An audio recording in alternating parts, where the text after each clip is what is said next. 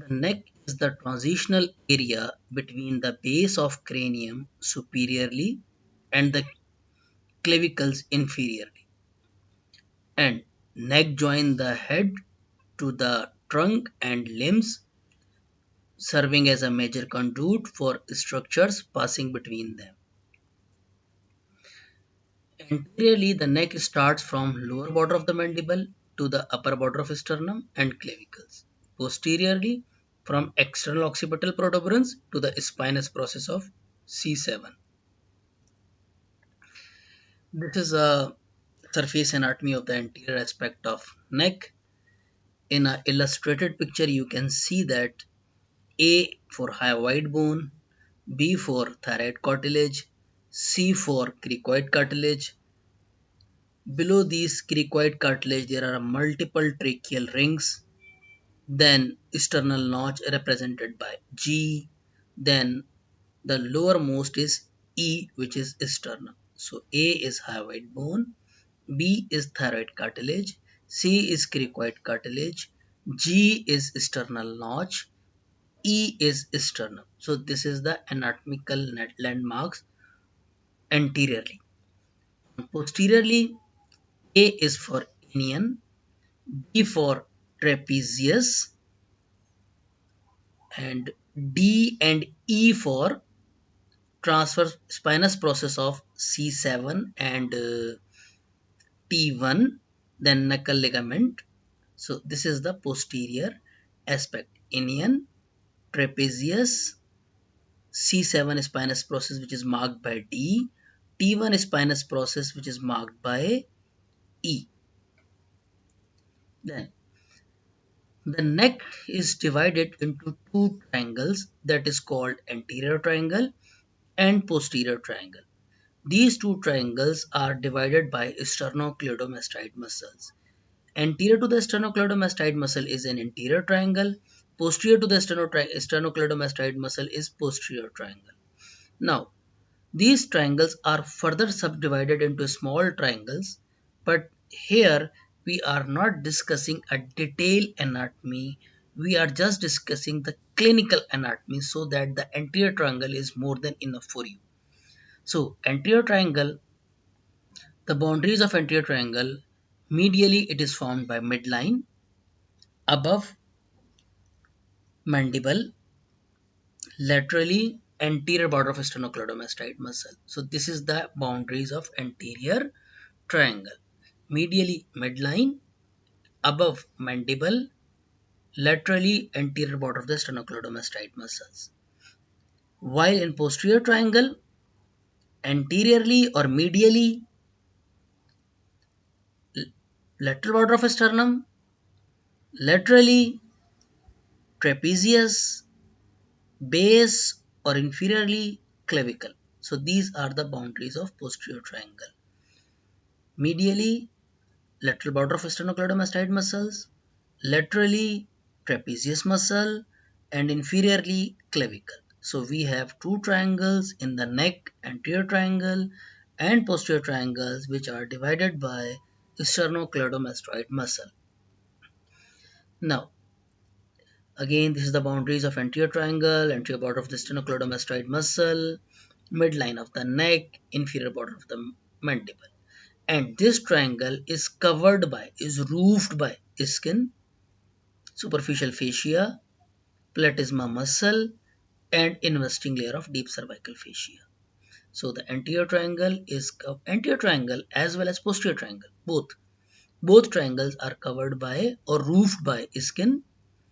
Below skin is subcutaneous tissue or superficial fascia. In superficial fascia, we have platysma muscle, and below the platysma muscle, we have investing layer of deep cervical fascia. Now, what are the contents of the anterior triangle? The important contents of the anterior triangle are vessels, carotid artery, and jugular vein, then lymph node, then some nerves, then submandibular gland, hyoid bone, thyroid gland, parathyroid gland, esophagus. Why it is important? Because our topic is neck swelling. तो नेक swelling जो है वो इनमें से किसी एक structure से originate होगी, may be from lymph node, may be from thyroid gland, may be from parathyroid gland, may be from submandibular gland, may be from nerve, artery, vein, esophagus, some bony swelling may be there. So why anatomy is important? So these are the important structures in the anterior triangles जहां से कोई ना कोई pathological swelling originate होगी. इन structures का पता होगा तो हमें पैथोलॉजी आइडेंटिफाई करने में, डायग्नोज करने में आसानी हो जाएगी. Now, the posterior triangle boundaries anteriorly the sternocleidomastoid muscle, posteriorly trapezius muscle, inferiorly the clavicle, and roof is surrounded by skin, superficial fascia, platysma muscle, and investing layer of deep cervical fascia. While the floor of the posterior triangle is formed by neck muscles. At final year level, I don't think so you have a need to memorize the name of the muscles, but it is important in first prof in anatomy section. Splenius capitis, levator scapulae, posterior scalene, medial scalene, and anterior scalene.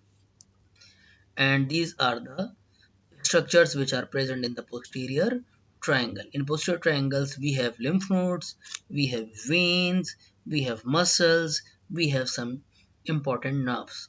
So again, these structures are important because pathology originated from these structures. Now, there are multiple ways to classify the neck swellings. One classification system is called congenital or acquired. As we all know that thyroglossal cyst is a congenital swelling or congenital neck swelling, while acquired goiter is an acquired neck swellings. The classification may be acute or may be chronic, like acute lymph node enlargement or tuberculous lymph node enlargement. So the acute lymph node enlargement without tuberculosis is most commonly acute in origin because caused by some other bacteria, while tuberculosis is also causing the lymph node enlargement that is chronic.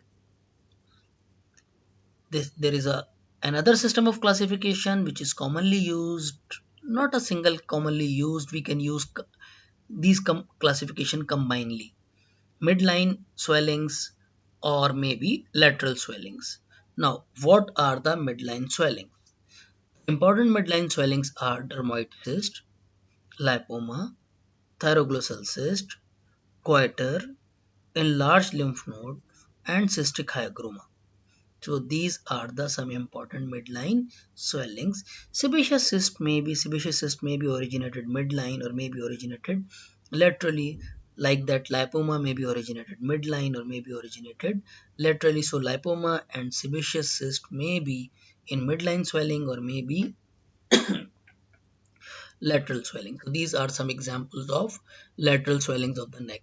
Carotid body tumors, branchial cyst, goiter, lymph nodes, cystic hygroma. We will cover one by one. There is another classification that is classify the neck swelling may be cystic or neck swelling may be solid. So the cystic swelling of the neck may be present in midline, may be present laterally. Thyroglossal cyst and dermoid cyst are the examples of midline neck swellings, while branchial cyst, lymphangioma, vascular malformation, these are the examples of lateral swellings of neck. Other solid swellings are lymph nodes may be reactive, may be lymphadenitis or may be thyroid lesion. These are the examples of solid neck swelling. Now, our first topic is cystic hygroma. Cystic hygroma is a congenital lesion due to the incomplete development or obstruction or sequestration of lymphatic system. If the lymphatic system is not properly attached with a main draining lymphatic system, that may form a single or multiple loculi of clear lymph, and that is called cystic hygroma. So cystic hygroma is a congenital lesion caused by obstruction or sequestration or abnormal development of lymphatic system. It may be associated with chromosomal anomalies. Usually it is present less than 2 years of age. In 90% cases, it is present below the age of 2 years. It may present at birth, and it may cause problem during delivery. It may cause obstructed labor. What is the most common site of cystic hygroma? Cystic hygroma is most commonly present in the lower part of posterior triangle, but it may be present in base of tongue, cheeks, supraglottic area. These are the few important areas of cystic hygroma. And how the patient clinically present? Patient has painless, slowly growing, fluctuant, soft swelling, which may be partially reducible and brilliantly trans-illuminated. The size may be increased on coughing or crying. Usually it is painless, but if it is infected, it may cause pain. So this is the pictures, two pictures. On the one picture you can see the large cystic hygroma on the neck of a young child and your young baby, and this is the CT scan of this baby shows a swelling which has a loculations as well. You can see three loculi on this cystic hygroma. What are the complications of cystic hygroma? Cystic hygroma may cause stridor if it involves larynx or pharynx. It may cause respiratory difficulty, it may cause feeding problem, or it may cause difficult labor. How we will diagnose cystic hygroma? We can diagnose cystic hygroma antenatally or postnatally. Antenatally, ultrasound diagnose cystic hygroma, while after delivery we can use CT scan, MRI for the diagnosis of cystic hygroma. Now, what is the treatment? Treatment is surgery. Completely excise the cystic hygroma. If we left any loculi, it may reoccur.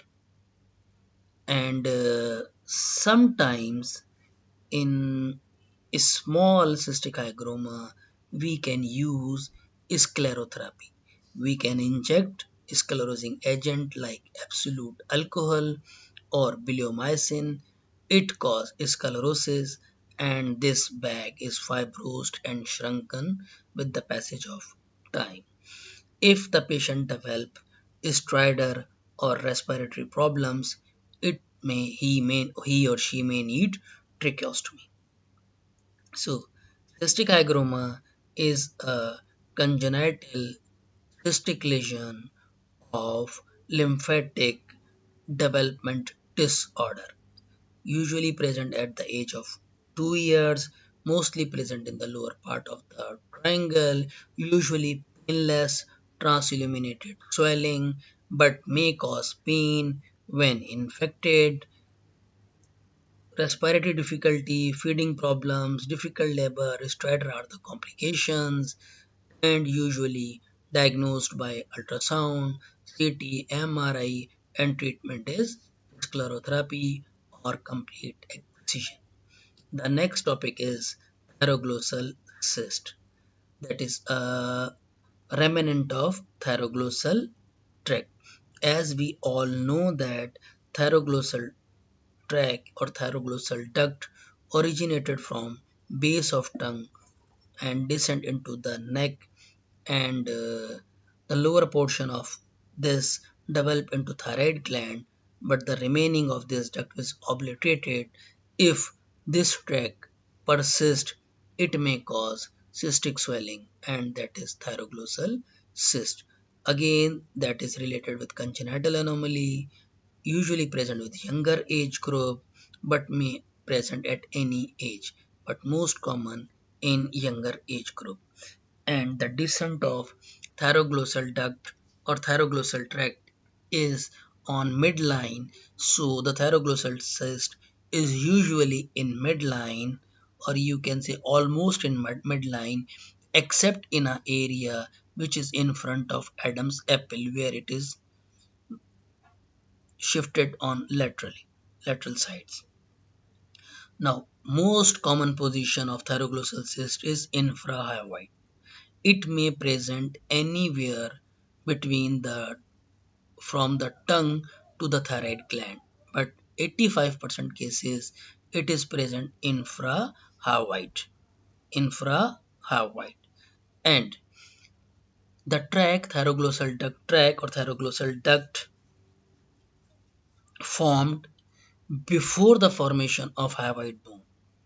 And if this tract persists, the possibility is that it will encircle by, or it was encircled by, hyoid bone. What are the clinical features? There is a swelling in the neck which is soft, which is painless, which is rounded, which moves on deglutition and protrusion of tongue. The thyroid swellings are only moved on deglutition, but the thyroglossal cyst is moved on deglutition as well as protrusion of tongue. Usually it is painless, but sometimes it is infected. When it is infected, it may present pain, it may be painful, tender, and sometimes it rupture and form a thyroglossal fistula. Once thyroglossal fistula formed, it secrete mucoid, watery or milky discharge. This is thyroglossal cyst. Diagnosis: ultrasound, thyroid scan, CT scan, and treatment is cyst trunk operation. Treatment is cyst trunk operation. Excision of cyst along with its tract and middle portion of hyoid bone. What is cyst trunk operation? Excision of cyst with its tract and middle portion of the hyoid bone. If we only remove the cyst, the chances of recurrence are very, very high. So the second pathology is thyroglossal cyst. It's a remnant of thyroglossal tract congenital anomaly commonly present in younger age group. 90% midline, most common position infrahyoid. Clinical feature usually painless but may be painful once infected, and sometime if it is infected and rupture, it may form thyroglossal fistula, and diagnosed by ultrasound, thyroid scan, CT scan, and treatment is surgical excision with tract and middle portion of the hyoid bone. The third pathology is branchial cyst. As we know that head and neck is formed from branchial arches, branchial folds, branchial clefts, branchial pouches. So the branchial cyst is a remnant of branchial cleft. That is the second branchial cleft. Most commonly occur in second or third decade. Painless swelling may be infected cause painful swelling, usually smooth, fluctuant, non-tender, non-transluminal mass present in the anterior border of sternocleidomastoid muscle. This is the picture of branchial cyst. Diagnosed by ultrasound, FNAC, CT scan, and treatment is surgical excision.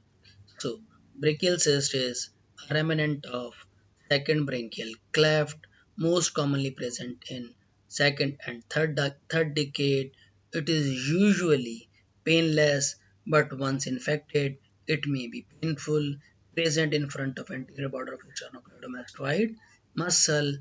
Diagnosed by ultrasound, FNAC, CT scan, or treatment by surgical excision.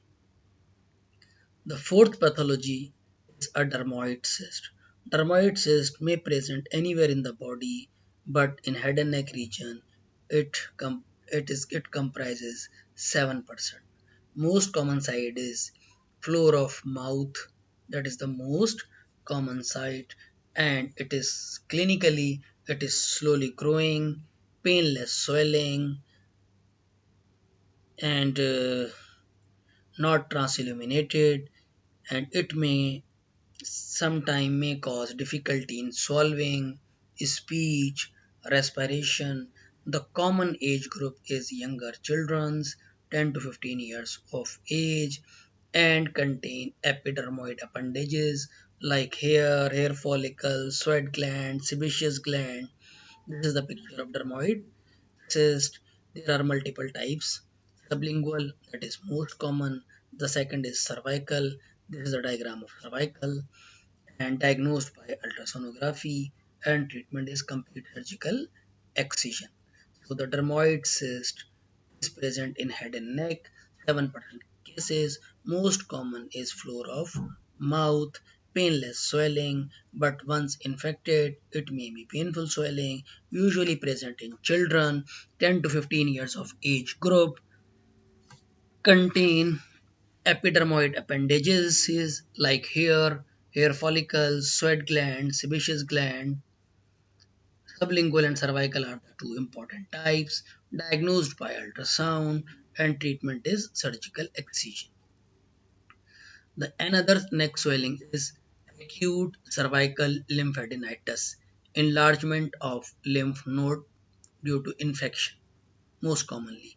It is usually unilateral, most commonly in younger children, and the common cause of acute cervical lymphadenitis in children is tonsillitis or some oral infection, and the most common lymph node involved is jugular-digastric lymph nodes, and the patient clinically present with fever, malaise, lymph node enlargement, and tender, diagnosed by ultrasound and by blood complete examination, which shows increased WBC or leukocytosis. Treatment is antibiotic, but if the patient develops abscess, the treatment is incision and drainage. The another swelling is tuberculous chronic lymphadenitis. This is caused by Mycobacterium tuberculosis, and clinical features are painless, unilateral, gradual increase in size, most commonly seen in posterior triangle of neck, with the features of tuberculosis that are evening rise of temperature, night sweats, weight loss, contact history with some patient, and these are the stages. First is, you can say, adenitis, enlargement of the lymph nodes, then periadenitis, the lymph node starts matted, then cold abscess, then coloristed abscess, then if this cold abscess rupture, the pus enter into the subcutaneous tissue, and once the skin is ruptured, that forms a discharging sinus. So these are the stages from involvement of the lymph node to the discharging sinus: adenitis, periadenitis, cold abscess, coloristed abscess, rupture of cold abscess, and discharging sinus. So this is a typical picture of tuberculous cervical lymphadenopathy, diagnosed by tuberculous workup. You all familiar with tuberculous workup: Mantox test, ultrasound, chest X-ray, FNSC, biopsy, culture, blood CP. Treatment is it after anti-tuberculous therapy, that is ATT. If after giving ATT some remnant is there, so we can do surgical removal of that material. But if active pulmonary tuberculosis is there, we won't recommend excision. So first ATT, then excise the remaining portion if persist. If there is a complete cure, then there is no need of surgery in this particular condition. Now the another swelling is carotid body tumor. Carotid body tumor is originated from carotid bodies. Carotid bodies are located at the bifurcation of common carotid artery, having chemoreceptors which are stimulated by partial pressure of carbon dioxide or increased partial pressure of carbon dioxide and decreased partial pressure of oxygen or increased hydrogen concentration. Common site is carotid triangle, commonly present at fifth decade and commonly present in those areas, you can say hilly areas, mountain areas or high altitude areas. Etiology is chronic hyperplasia which can cause carotid body hyperplasia. In some time or 10% cases it is autosomal dominant. Clinical features are painless swelling that is pulsatile, compressible, mobility from side to side. You may hear bruit or thrill. The swelling may extend into the pharyngeal space or oropharynx, pushing the tonsil medially. If enlarged, give pressure symptoms as well that may cause dysphagia, dysphonia, dyspnea. Pressure on swelling can lead to faintness that is called carotid body syncope. So this is a picture of carotid body tumor and this is angiography of carotid body tumor.